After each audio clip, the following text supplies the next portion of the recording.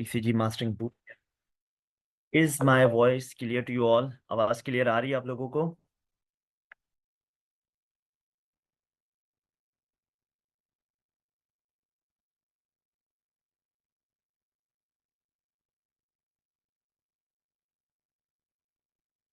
Okay, so the voice is clear. तो शुरू करते हैं with this demo session for the upcoming boot camp that would involve uh, multiple topics from this ECG book. So basically, the workshop would have 6 day lectures, and the lectures would be basically actually a form of completion of this book.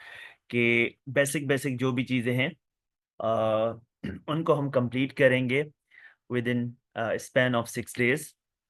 And this is our book, which we have published around 2 years ago. This is around 100 pages book uh, regarding basics of ECG and common interpretations. ये जो common चीज़ें common हैं ER में आती हैं या ICU में जो ईसीजीज होती हैं उनके हिसाब से है book. Okay, so today we will discuss the basics and waves, then red calculation. Now starting with the ECG paper. अगर आपने ECG पेपर देखा हो तो देर आर बॉक्सेस, उसमें एक बहुत सारे बॉक्सेस नजर आते हैं। ECG के पेपर में बहुत सारे बॉक्सेस होते हैं। अब अगर इसको हम गौर करके देखें तो इन बॉक्सेस में से एक हमारे पास होता है लार्ज बॉक्स, उसके अंदर भी स्मॉल बॉक्सेस होते हैं। ठीक है, तो एक बॉक्स होता है उसमें भी स्मॉल बॉक्सेस होते हैं। नाउ फॉर एग्जाम्पल कोई भी एक लार्ज बॉक्स हम ले लेते हैं, उसमें हम काउंट करते हैं कि हॉरिजॉन्टल एक्सिस और वर्टिकल एक्सिस में कितने सारे बॉक्सेस हैं। अगर हम यहां से काउंट करना शुरू करें और वर्टिकल एक्सिस में देखें 1 2 3 4 5, तो एक लार्ज बॉक्स में वाई एक्सिस या वर्टिकल एक्सिस में वी हैव 5 बॉक्सेस। और इसी तरह जब हम इसको हॉरिजॉन्टली चेक करेंगे उसमें कितने हैं 1 2 3 4 and 5। Actually this was not in this box, ये है। तो पांच पांच स्मॉल बॉक्सेस आपके एक्स एक्सिस पे हैं, यानी कि हॉरिजॉन्टल एक्सिस में 5 आपके स्मॉल बॉक्सेस हैं ईसीजी पेपर में, Y boxes on the in a large box. अब क्वेश्चन ये है कि ये जो स्मॉल बॉक्सेस हैं ये वाई एक्सिस में क्या शो करने के लिए यूज होते हैं और हॉरिजॉन्टल एक्सिस में ये क्या शो करने के लिए यूज होते हैं। तो एनीवन हु कैन टेल के जो ये बॉक्सेस आपके वर्टिकल लाइन में हैं ये क्या शो करते हैं?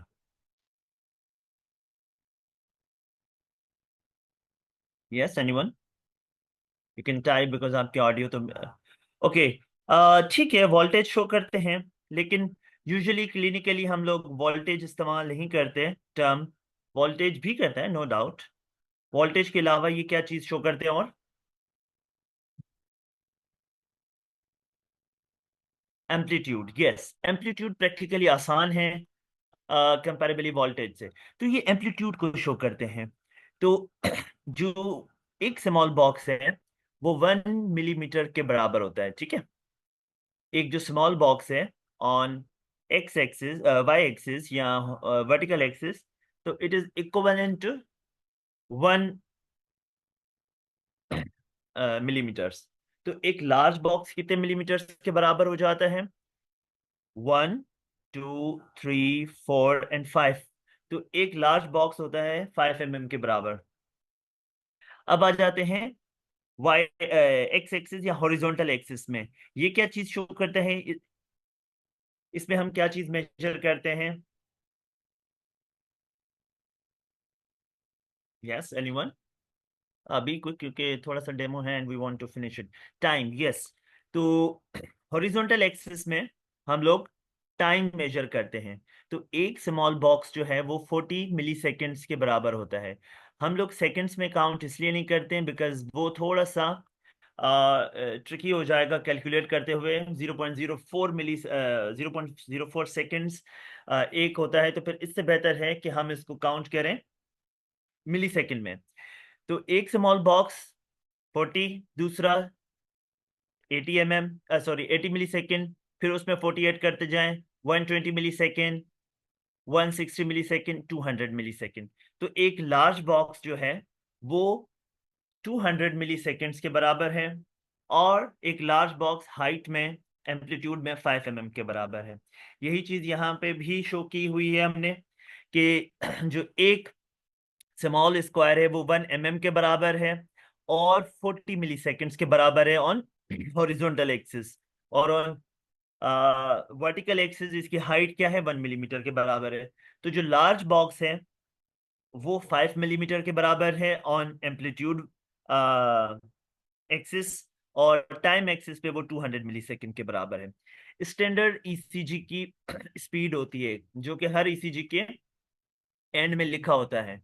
तो वी शुड नो कि स्टैंडर्ड जो स्पीड है वो 25 mm/सेकेंड है, यानी कि इतनी स्पीड से रोल घूम रहा है ईसीजी में और ईसीजी की ट्रेसिंग्स ले रहा है।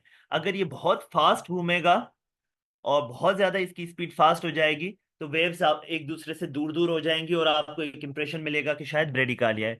और अगर ये बहुत स्पीड इसकी स्लो कर दी जाए तो ये बहुत स्लो स्लो मूव करेगा और ईसीजी की वेव्स जल्दी जल्दी आपस में ट्रेस होती जाएंगी, प्रिंट होती जाएंगी, आपको लगेगा टेकिकार्डिया है। इसी तरीके से स्टैंडर्डाइजेशन जो है एम्पलीट्यूड की वो 10 mm के बराबर होती है, 10 mm पे सेट होती है। तो दो ईसीजी की सेटिंग्स हैं। जब भी आप ईसीजी इंटरप्रेट करते हैं तो आपको सेटिंग्स का भी थोड़ा सा अंदाजा होना चाहिए कि उसकी स्पीड ऑफ पेपर क्या है, 25 mm/सेकेंड रखी जाती है, 10 10 mm ये आ, इसकी एम्पलीट्यूड है। Now comes the conduction system and generation of waves on ECG. अब ईसीजी की क्या वेव्स हैं जो किस तरह से ईसीजी पे बनती हैं। कंडक्शन सिस्टम में क्या है, ऐसे नोड है, ऐसे नोड में इम्पल्स आती है पहले सबसे स्टार्टिंग में, उसके बाद ये एट्रियल फाइबर्स, एट्रियल फाइबर्स में आती है। जब एट्रियल फाइबर्स एक्साइट होते हैं तो उसके बाद आपका एवी नोड एक्साइट होता है। एवी नोड एक्साइट होने के बाद bundle of his and bundle branches और परकेंजी ये सब एक साथ ही डिपोलराइज होती है। ओके जी। जब माय क्वेश्चन इज दैट कि जब भी ईसीजी पे एसएन जब एसएनओ डिपोलराइज होता है और उसमें एक्शन पोटेंशियल आता है तो ईसीजी में देयर इज नो वेव, कोई भी चीज नहीं होती। लेकिन जैसे ही वो करंट ट्रेवल डाउन करता है टू द एट्रियल फाइबर्स, अब जब ये एट्रियल फाइबर्स हैं तो ये एट्रियल एक्शन पोटेंशियल आ जाएगा। जैसे ही एट्रियल एक्शन पोटेंशियल आ जाएगा ईसीजी में फर्स्ट वेव बन जाएगी, that would be P wave. तो पहला स्टेप है वेव जनरेशन का कि ऐसे नोड से impulse I into the atrial fibres, और जैसे ही एट्रियल फाइबर्स में एक्साइटेशन हुई ईसीजी पे आपके पास पहली वेव आ गई, पी वेव। उसके बाद करंट ट्रेवल डाउन करेगा टू द एवी नोड। अब एवी नोड में आके करंट क्या करता है, एक्शन पोटेंशियल जो है जब एवी नोड में आता है तो वो आके स्लो डाउन हो जाता है। ये एवी नोड है, जैसे ही करंट आया तो ये स्लो डाउन हो गया यहाँ पे। अब ये जैसे ही स्लो है तो इसकी टाइम पे ईसीजी पे क्या बनता है, कुछ नहीं बनता, सिंपली एक स्ट्रेट लाइन आ जाती है। उसके बाद करंट फ्लो करता है to the bundle of His और bundle branches, then Purkinje fibres, और जैसे ही ये एंड वेंट्रिकुलर मायोकार्डियम। तो ये जैसे ही बंडल ऑफ हिस और परकेंजी और वेंट्रिकुलर मायोकार्डियम एक्साइट होगा तो ईसीजी पे बनेगा Q R and S. Okay, तो ये क्या चीज थी, जब एवी नोड एक्साइट हुआ एंड उसने करंट को स्लो कर दिया तो एक स्ट्रेट लाइन आई थी, and this straight line is called as P R interval, P and R interval. ये बेसिकली क्यों ईसीजी में बनता है, बिकॉज एवी नोड पे एवी नोड पे कंडक्शन स्लो हो जाती है, इसलिए बनता है। उसके बाद जैसे ही वेंट्रिकल डिपोलराइज हुआ उसके बाद वेंट्रिकुलर रिपोलराइजेशन की वजह से आपका एस टी सेगमेंट बनता है और टी वेव बनती है। Again same thing. अच्छा जी, वेव्स को थोड़ा सा आइडेंटिफाई करना सीख लें कि एक चीज होती है बेस लाइन, एक चीज होती है आइसोइलेक्ट्रिक लाइन। तो एक जो स्ट्रेट लाइन आ रही होती है ईसीजी में that is called as base line. एक होती है आइसोइलेक्ट्रिक लाइन। आइसोइलेक्ट्रिक लाइन वो होती है जिसमें हार्ट में कोई करंट ना हो। इसका अभी डिफरेंस दोनों का करते हैं अभी। अच्छा जी, बेस लाइन चल रही है, पी वेव आई, एट्रियल डिपोलराइजेशन। अब पी वेव कहाँ से स्टार्ट हो रही है? बेस लाइन से स्टार्ट होके उसका हम्प आ रहा है, और वो एंड कहाँ हो रही है? वापस बेस लाइन पे आके।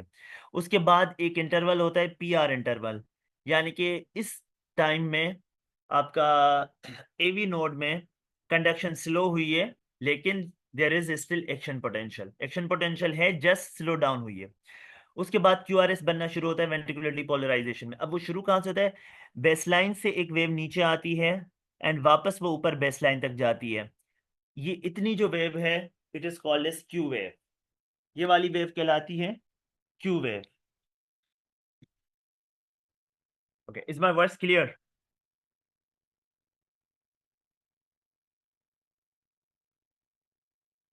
Okay, now Q wave baseline से स्टार्ट होके बेसलाइन तक आती है, एंड उसके बाद स्टार्ट होती है अपराइट वेव, जो कि क्यू वेव, आर वेव है। ये जाती है फ्रॉम बेस लाइन, पॉजिटिवली जाएगी, अपवर्ड डिफ्लेक्शन होगा, फिर वहां से टर्न होके वापस ये एंड होती है एट बेस लाइन। यहाँ से आपकी एक लास्ट वेव स्टार्ट होती है क्यूआरएस कॉम्प्लेक्स की, बेस लाइन से स्टार्ट होती है, फर्स्ट टर्निंग पॉइंट आती है उसकी। उसके बाद उसमें सेकंड टर्निंग पॉइंट आती है, वो जब बेस लाइन पे आती है और वो वहां खत्म हो जाती है, जहाँ पे द एस वेव की सेकंड टर्निंग पॉइंट आती है बेसलाइन की तरफ, जहां एस वेव एंड होती है, that is called as J point, and this is very important point for measuring S T deviation, S T elevation है या एस टी डिप्रेशन है, जे पॉइंट होता है। वापस से बेसलाइन आ जाएगी। इसके बाद इस टाइम पे वेंट्रिकल रिपोलराइज होना स्टार्ट हो रहा होता है, फिर टी वेव आ जाती है जब वेंट्रिकल रिपोलराइज हो रहा होता है। अब ये तो हो गई बेसलाइन। अब वेंट्रिकल रीपोलराइज होने से बाद एंड नेक्स्ट पी बनने तक जो सेगमेंट होता है, वो होता है आइसोइलेक्ट्रिक, जो कंपेयर करते हैं जिससे ये पॉइंट को। तो इट मींस कि वो कहाँ पे आता है? टी के बाद और नेक्स्ट पी से पहले। इसको बोलते हैं आइसोइलेक्ट्रिक से isoelectric line. Okay,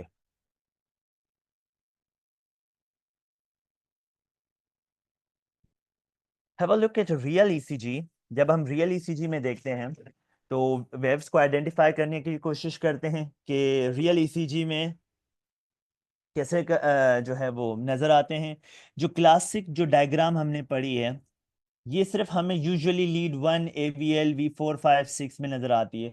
V1, V2 में और V3 में थोड़ा सा डिफरेंट होता है शेप इसका, लेकिन चलो पहले इसको हम कर लेते हैं। अगर इसको हम थोड़ा सा जूम इन करके देख लें, तो फॉर एग्जांपल ये लेते हैं, दिस इज आइसोइलेक्ट्रिक लाइन, ये टी है, ये पी है। पहला वेव जो आता है, this is P wave, ventric atrial depolarization. उसके बाद एक स्ट्रेट लाइन आ जाती है, जो कि एवी नोड में कंडक्शन स्लो होने को शो करती है। उसके बाद वी हैव नेगेटिव डिफ्लेक्शन, थोड़ा सा नेगेटिव आती है पी के बाद, this is called as Q wave. उसके बाद वो ऊपर जा रही होती है S wave, coming back to base line, और बेस लाइन से एक स्टार्ट होती है वेव एस वेव, जो कि वापस बेस लाइन पे एंड होती है एट जे पॉइंट। उसके बाद एस टी सेगमेंट आता है, this one is S T segment, and then comes the T wave. T wave के बाद एक स्ट्रेट लाइन आती है अगले पी तक, इसको कहते हैं आइसोइलेक्ट्रिक लाइन।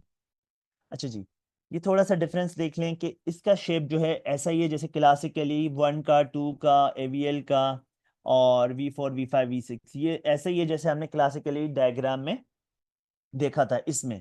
लेकिन एवीआर का शेप डिफरेंट है, V1 का डिफरेंट है, V2 का डिफरेंट है, V3 का डिफरेंट है। तो इट मीन्स कि this is also normal, but there is a logical reasoning behind that कि इसका शेप इस तरह से क्यों है। अच्छा जी, ईसीजी में जब भी आप ईसीजी को इंटरप्रेट करते हैं, तो ईसीजी में यूजुअली दो चीजें ही होती हैं। वेव्स की या तो हाइट में प्रॉब्लम होगा, एम्पलीट्यूड में प्रॉब्लम होगा, या तो उसके ड्यूरेशन में प्रॉब्लम होगा। ईसीजी में बेसिकली हम दो चीजें ज्यादा देख रहे हैं। एक चीज हम देख रहे हैं एम्पलीट्यूड, दूसरी चीज हम देख रहे हैं टाइम। तो जो भी प्रॉब्लम होगा वेव्स के साथ, वो इन दोनों चीजों में ही होगा। या तो ईसीजी के वेव्स के एम्पलीट्यूड में प्रॉब्लम होगा, या उसके टाइम ड्यूरेशन में प्रॉब्लम होगा। Okay, how the ECG complexes are apparent in different leads। जो क्लासिकल नजर आता है यूजुअली 1, 2 और AVL, AVF में नजर आ जाता है, V4, V5, V6 में आता है, लेकिन यहाँ पे V1 and V2 is different. Okay और एवीआर के बारे में ये है कि AVR in a normal ECG is always inverted.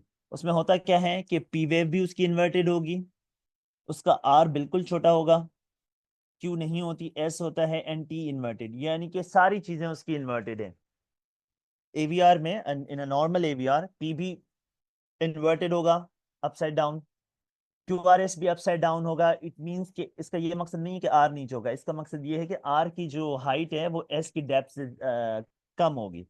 T भी इन्वर्टेड होगा। V1 V2 को हम डिस्कस कर लेते हैं। Okay, concept of deflection. Concept of deflection हमें पता होना चाहिए। पॉजिटिव डिफ्लेक्शन किसको बोलते हैं, नेगेटिव किसको बोलते हैं। पॉजिटिव डिफ्लेक्शन,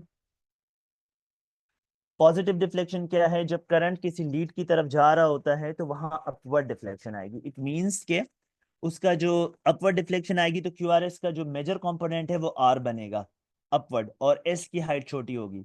तो पॉजिटिव डिफ्लेक्शन तब बोलते हैं जब आर की हाइट एस की डेप्थ से ज्यादा हो, सिंपली। अब इस एग्जांपल में देखें कि आर की height in terms of amplitude is more then the depth of S in terms of amplitude. It means it is a positive deflection, यानी कि करंट यहाँ इस लीड की तरफ ही फ्लो कर रहा है।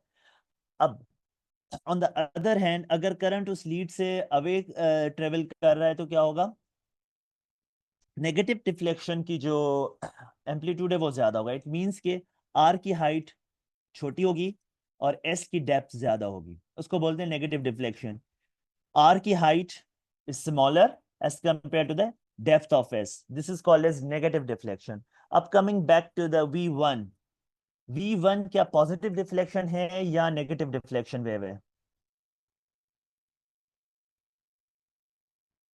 दिस इज सिंपल क्वेश्चन कि V1 जो है वो क्या पॉजिटिव डिफ्लेक्शन है या नेगेटिव डिफ्लेक्शन कॉम्प्लेक्स है? यस, नेगेटिव डिफ्लेक्शन कॉम्प्लेक्सेस हैं बिकॉज करंट यहां से इट मींस के अवे जा रहा है। ओके, प्रीडोमिनेंटली अवे जा रहा है, इनिशियली थोड़ा सा आया है, ठीक है। Okay, what about lead two, ये पॉजिटिव डिफ्लेक्शन वेव है या नेगेटिव डिफ्लेक्शन वेव है lead two? Because we are dealing with 12 ED DCG। Okay, तो दिस इज सिंपल कि जिसकी आर की हाइट ज्यादा होगी उसको पॉजिटिव डिफ्लेक्शन बोलेंगे एस की डेप्थ से, और अगर एस की डेप्थ ज्यादा है आर की हाइट कम है तो उसको हम बोलते हैं नेगेटिव डिफ्लेक्शन। एंड कॉन्सेप्ट क्या है उसके पीछे, द फ्लो ऑफ करंट। अगर flow of current towards the lead है तो पॉजिटिव डिफ्लेक्शन आएगी, अवे फ्रॉम द लीड है तो नेगेटिव डिफ्लेक्शन आएगी। ओके जी, how do we define waves, waves को डिफाइन कैसे करते हैं? क्यू वेव क्या है? क्यू वेव की डेफिनेशन है any negative deflection after P is called as Q wave. It means के पी के बाद जो भी नीचे की तरफ जाएगा वो क्यू होगा, रिगार्डलेस के एस आर हो ना हो। आर की डेफिनेशन क्या है, any positive deflection after P और क्यू। अगर पी के बाद भी डायरेक्ट अपवर्ड डिफ्लेक्शन आ रहा है तो it means it is not Q, this is not Q बल्कि डायरेक्ट आर है। तो डेफिनेशन बाय डेफिनेशन क्या है, एनी पॉजिटिव डिफ्लेक्शन जो ऊपर की तरफ जा रहा हो आफ्टर क्यू और पी, यानी कि इस तरह से भी हो सकता है कि आपके पास डायरेक्ट हो विदाउट एनी क्यू। क्यू की डेफिनेशन ये है कि it should be a negatively deflective wave after P wave. अच्छा जी, एस वेव क्या है, नेगेटिव डिफ्लेक्शन आफ्टर आर और even Q, it's not S. P wave, positive deflection after S wave and after ST segment is called as P wave. Okay. Now, test leads में QRS complex की morphology कैसी होती है? Now my question to you is that कि चलें ये तो wave में बता रहा हूँ कि दिस इज P wave, ठीक है, एंड ये वाला हिस्सा जो है ये कहलाएगा PR सेगमेंट। अच्छा, अब इसमें ये जो वेव ऊपर की तरफ आ रही है इसका क्या नाम है? Would you call it as R, S, Q, और उसके बाद नीचे वाली वेव का क्या नाम रखेंगे आप?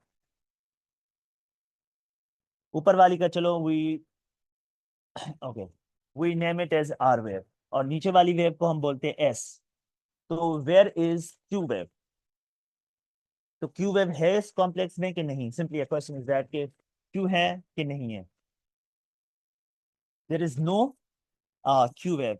द रीजन इज दैट कि क्योंकि इनिशियल करंट वो आगे हम अभी डिस्कस कर रहे हैं तो इट मीन्स कि जरूरी नहीं है कि हर कॉम्प्लेक्स में क्यू हो।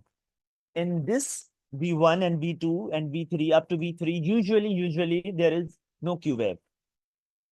ओके जी। नाउ कम्स टू द, अच्छा जी, अब इसमें एक और चीज आपने देखी होगी, आर की हाइट कैसी है V1 में, शॉर्ट। V2 में कैसी है, कंपैरेबली स्मॉल है, और V2 में उससे कंपैरेबली थोड़ी सी ज्यादा है, और V3 में अगर देखें तो उससे भी ज्यादा है, राइट। तो प्रोग्रेसिवली क्या हो रहा है, V1 में हाइट आर की छोटी है, V2 में उससे थोड़ी सी बड़ी है, V3 में उससे बड़ी है, एंड V4 में उससे भी बड़ी है आर की हाइट। तो there is comparative increase V1 से V4 में। V1 से V4 में अगर ग्राफ देखें तो वो ग्राफ इस तरह बनेगा कि V1 की हाइट इतनी थी, V2 की इतनी, और पहुंचते पहुंचते V4 की हाइट यहां तक आ गई। इसको बोलते हैं R wave progression, and it is a sign of normal functioning heart. Okay जी। मसला क्या है कि ये इस तरह से कॉम्प्लेक्सेस क्यों है चेस्ट लीड में।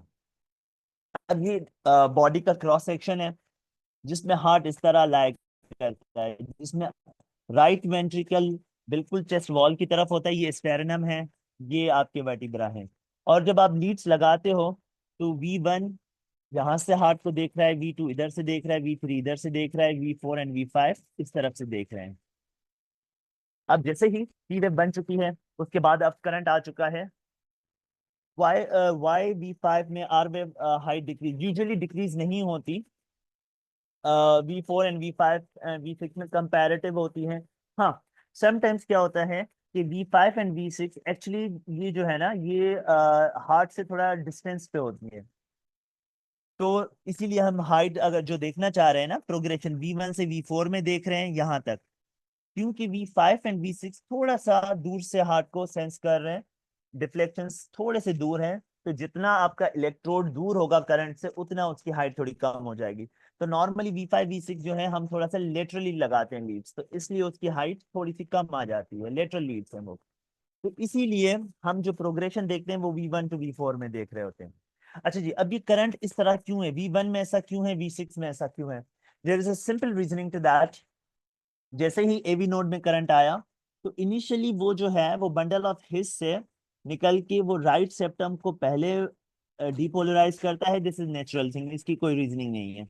पहले ये राइट साइड के सेप्टम को इन्वॉल्व कर रहा है, तो अब करंट पहले कहाँ जा रहा है, V1 एंड V2 की तरफ। तो P के बाद अब करंट इन लीड्स की तरफ आ रहा है, V1 एंड V2 की तरफ, तो उसमें अपवर्ड डिफ्लेक्शन आएगी। और अगर V5 V6 देखें जस्ट आफ्टर P, तो करंट उनसे दूर जा रहा है, तो एक छोटी सी नेगेटिव डिफ्लेक्शन आ जाएगी। इट मींस के V1 V2 में पहले R आएगी, और V5 V6 में पहले Q आएगी, और उसके बाद जो मेजॉरिटी करंट है वो अब अपना डायरेक्शन चेंज करके पहले लेफ्ट को करेगा एक साइड एंड देन राइट। तो जैसे ही ये सेकंड फेज में लेफ्ट लीड्स की तरफ जाएगा तो V4 V5 6 में एक लंबी सी आर बनना शुरू हो जाएगी, और V1 V2 से दूर जा रहा है करंट, तो उसमें एक डीप एस आ जाएगी। सिंपल, ठीक है जी। करंट का फ्लो इसलिए ऐसा है कि V1 V2 में पहले आर इसलिए आ रही है क्योंकि इनिशियल फ्लो इसकी तरफ है, और इनिशियल फ्लो क्योंकि V5 V6 में अवे फ्लो नहीं, सॉरी, करंट का फ्लो। तो this would be a Q wave, this is called as septal Q wave, ये नॉर्मल होती हैं, ठीक है। So you got this point कि क्यों there is a change in morphology of QRS complex from V1 to V6, because that is dependent on physiology of current flow। AV node से जैसे ही करंट डिस्चार्ज होकर bundle of His में आता है तो वो it tries to capture right of the septum first, यानी कि करंट का फ्लो V1 V2 की तरफ होगा। अब जहां करंट का फ्लो होगा वहां पॉजिटिव डिफ्लेक्शन बनेगी, तो जस्ट आफ्टर P वेव आपको पॉजिटिव एक लीड पॉजिटिव वेव मिलेगी जो कि आर वेव कहलाएगी। और अवे फ्रॉम V5 V6 में वो पहला स्टेज ऑफ करंट दूर है उससे, तो you will get a negative deflected wave which will be called as Q wave. This is called as physiological Q wave और सेप्टल क्यू वेव्स। ये जो वेव क्यू वेव्स हैं they are normal. Now comes to the what is pathological Q wave. Pathological Q wave किस चीज को indicate करती हैं कि might be your patient had a prior myocardial infection. अब उसके डेफिनेशन क्या है पैथोलॉजिकल क्यू वेव की? एनी क्यू वेव जिसका ड्यूरेशन इतना हो, जिसकी हाइट डेप्थ इतनी हो। कोई भी क्यू वेव जिसकी ड्यूरेशन 40 मिली सेकेंड से ज्यादा हो, यानी कि एक स्मॉल बॉक्स से ज्यादा हो, एक स्मॉल बॉक्स से उसकी ड्यूरेशन ज्यादा है, तो that would be pathological Q wave, plus उसकी हाइट भी 2 mm यानी कि दो स्मॉल बॉक्स से ज्यादा हो।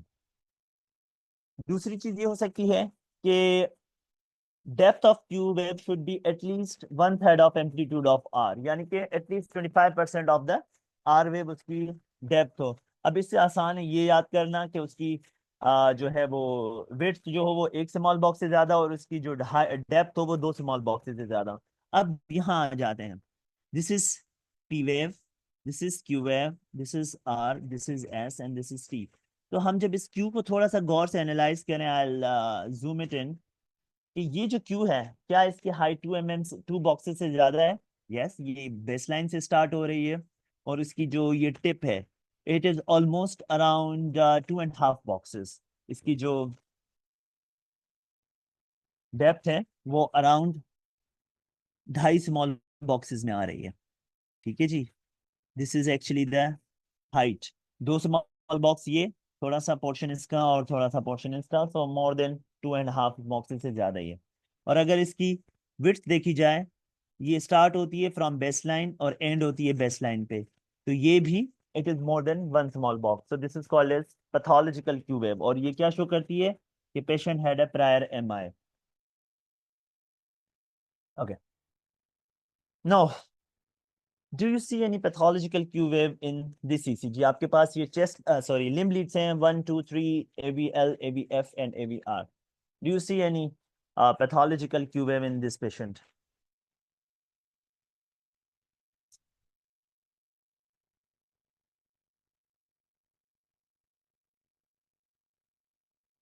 No one? किसी को नजर नहीं आ रही पैथोलॉजिकल क्यू वेव्स? अच्छा जी, एक चीज देख लें, ये जो है this is a large box, ये लार्ज बॉक्स है, इसके अंदर जो ये डॉट्स हैं ये स्मॉल बॉक्सेस हैं।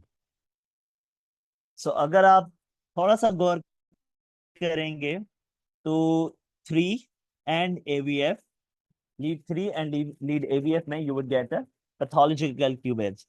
ये देखिए यहाँ से स्टार्ट हो रही है, and it is around 5 mm, ये है 3 mm, ये 8 mm की क्यूज हैं। और AVF में कितने mm की क्यूज हैं?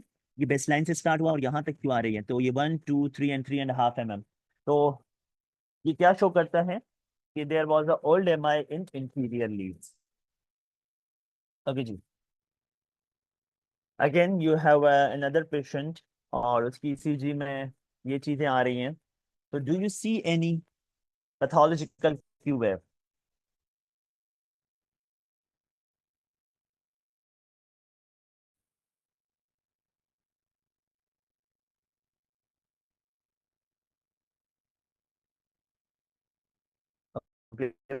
break the QRS complex into parts। जी, ये पी वेव है। अब पी के बाद ये नीचे आ रही है, ये क्या है? ये पी के बाद जो नीचे आ रही है इसको क्या बोलेंगे? एस बोलेंगे, आर बोलेंगे, क्या बोलेंगे?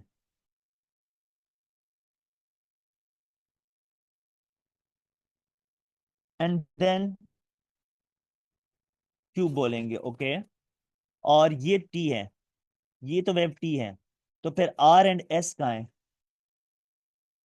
Now break the QRS into different parts, और इस्कीमिया को हम देखते हैं। दिस इज नॉर्मल क्यूआरएस, ठीक है।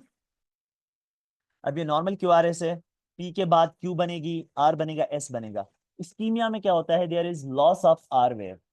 अब आर वेव जो है वो कंप्लीटली गायब हो जाएगी, इस्कीमिया का ये साइन है। क्योंकि क्यू वेव जो शो करता है वो शो करता है old myocardial ischaemia, myocardial infarction.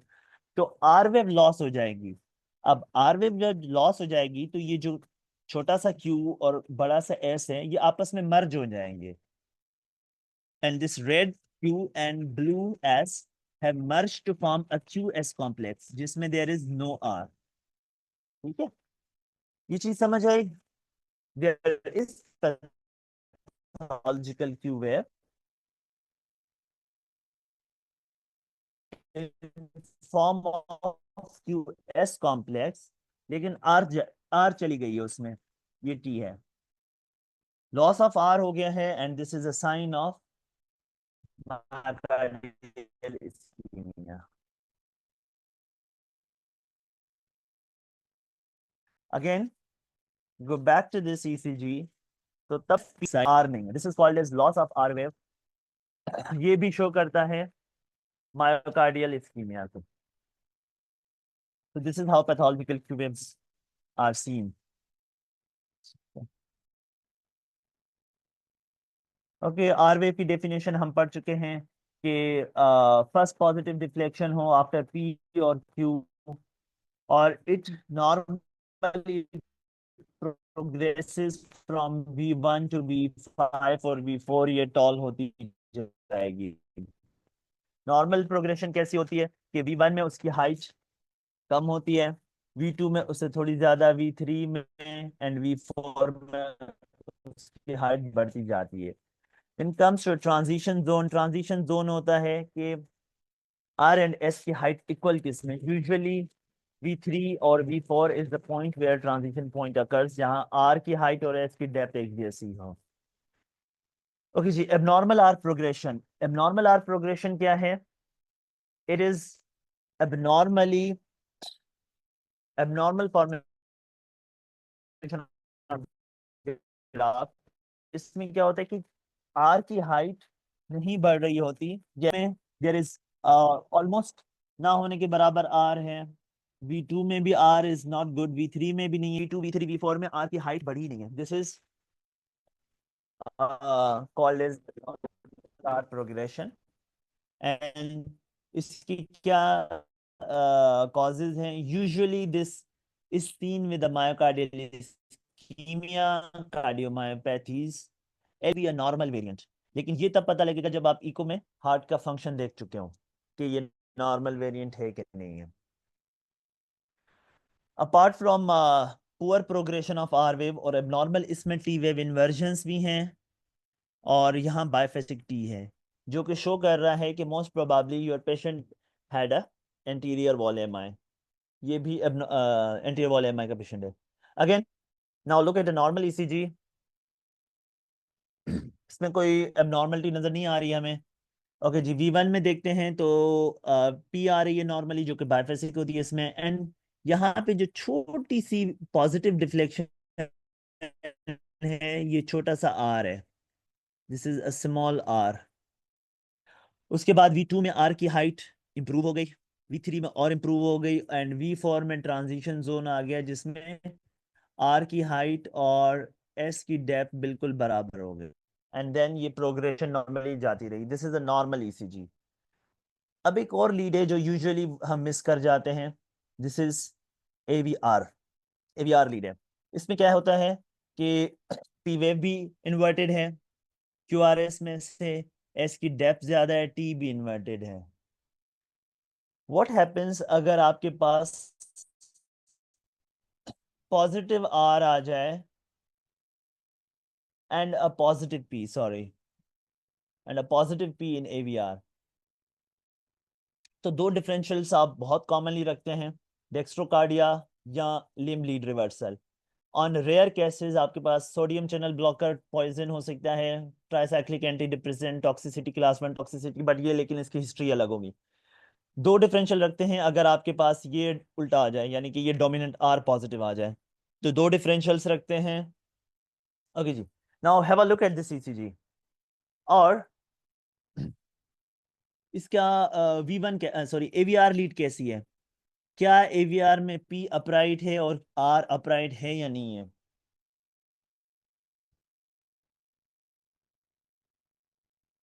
Yes, upright है. So is this normal finding और एबनॉर्मल फाइंडिंग? क्या ये नॉर्मल ईसीजी पे इस तरह होना चाहिए?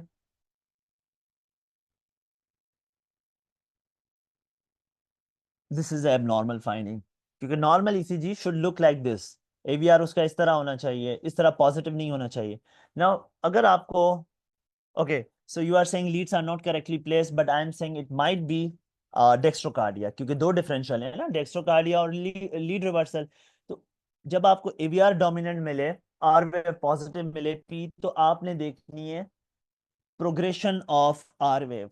अब क्या आर वेव की प्रोग्रेशन नॉर्मल है या एबनॉर्मल है? V1 में इतनी आर है, V2 में इतनी है, V3 में इतनी है, V4, V5 एंड V6।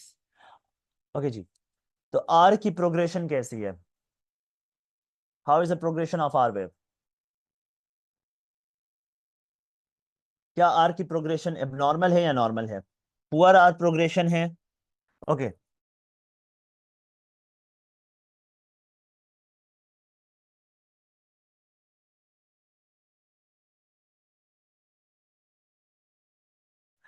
जब दो चीजें मिलती हैं,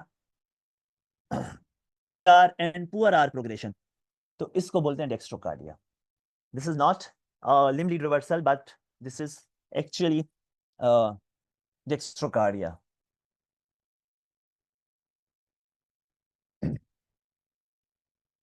ओके जी, नाउ अगेन इसमें भी वही चीज है,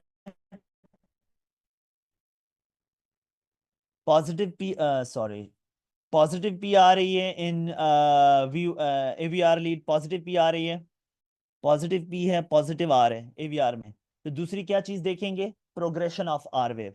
तो आर की प्रोग्रेशन इसमें कैसी है? How is the progression of R? Progression of R is good in this case. तो जब भी there is a positive R wave, positive है, and then we just see the progression of QRS. If we see कि progression of R wave is good, it means कि this is limb lead reversal. अगर R wave progression अच्छी है, positive are आ रहे हैं AVR में, and good are progression, अगर ये कॉम्बिनेशन है तो this is limb lead reversal. अगर कॉम्बिनेशन आपकी ऐसी है कि पॉजिटिव आर है लेकिन there is a poor R progression, तो that combination would be termed as dextrocardia. And the last wave of ECG इज T wave. This is the terminal portion of QRS complexes, जिसमें from baseline to another baseline। अच्छा जी, अब इसमें क्या abnormalities हो सकती है टी में? या तो उसकी हाइट बड़ी हो जाएगी, छोटी हो जाएगी, या उसका ड्यूरेशन में मसला हो जाएगा। यही दो चीजें होती हैं। पहली possible abnormality is inverted T wave of amplitude 1 to 5 mm, या डीपली इन्वर्टेड टी वेव्स। अब डीपली इन्वर्टेड टी वेव जिनका एम्पलीट्यूड 5 to 10 mm हो, and then comes giant T waves, giantly negative T waves जो कि 10 mm से भी ज्यादा deep हो। अब इन सब के डिफरेंशियल्स अलग अलग हैं, लेकिन मेजॉरिटी डिफरेंशियल है, दैट इज मायोकार्डियल इस्कीमिया। या उसकी हाइट बहुत ज्यादा हो जाएगी, peaked T wave, hyper acute T wave हो सकती है। लिम्ब लीड्स में वो 6 mm से ज्यादा हो, या प्रीकॉर्डियल में 10 mm से ज्यादा की हो। For example,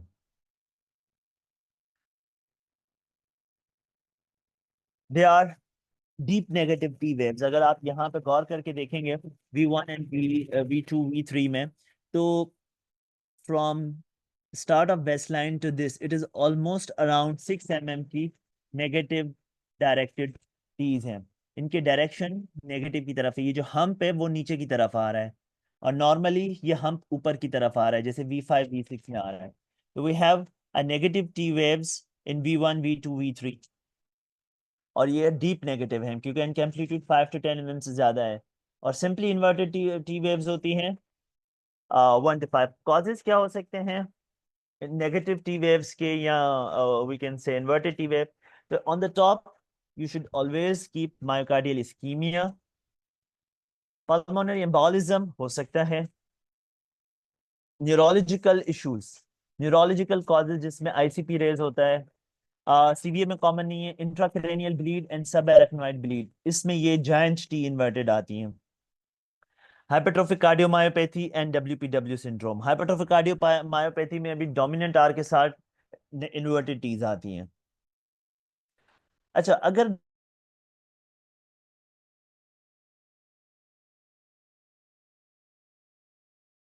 negative, this is termed as a normal variant.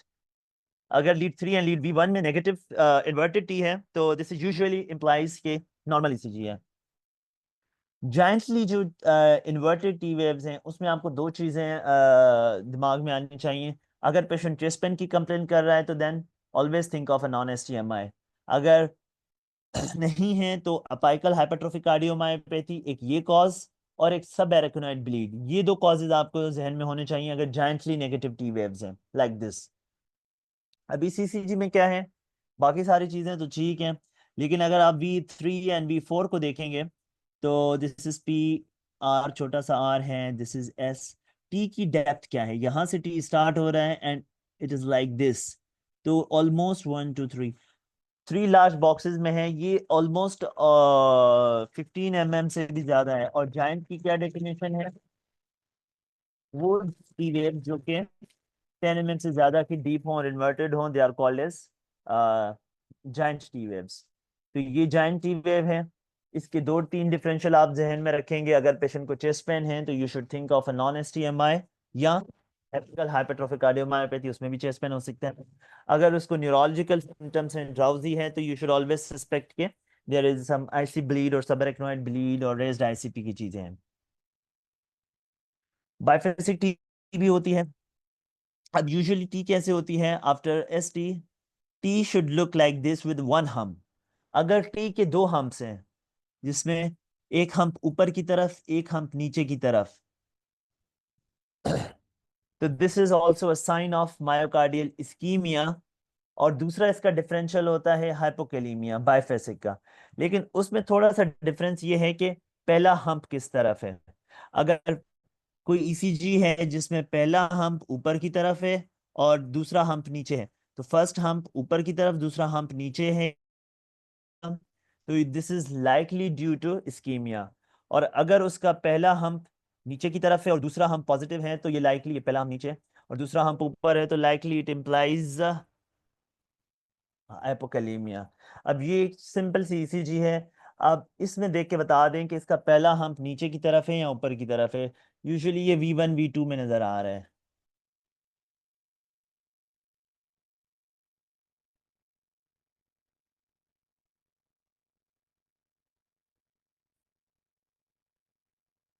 तो फर्स्ट हम्प इज अपवर्ड, पहला हम्प इसका ऊपर की तरफ जा रहा है, ये V2 में ज्यादा क्लियर है। पहला हम्प ऊपर है और दूसरा हम्प नीचे है। तो क्या डिफरेंशियल आपके जहन में आना चाहिए अगर पहला हम्प ऊपर है तो?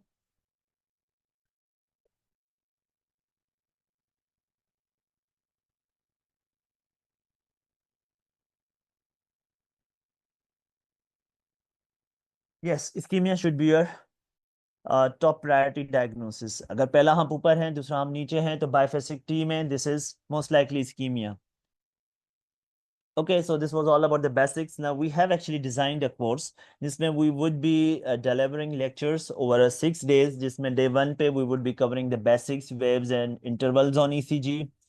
उसके बाद we would be discussing axis chambers it means के LA, RA, atrial enlargements, ventricular enlargements, ventricular hypertrophies, premature complexes. Day 3 would be completely dedicated to myocardial ischemia, कि क्या क्या साइंस होते हैं इस apart from ST, elevation and depression, de Winter's and Wellens, जितने भी signs हैं ECG के। डे 4 पे we would be discussing bundle branch blocks and bradycardias. And further 2 days, we would be discussing arrhythmias, supraventricular rhythms. And on the last day, we would be discussing ventricular arrhythmias. Okay, any question regarding the formulation of this course or any question from basics of ECG?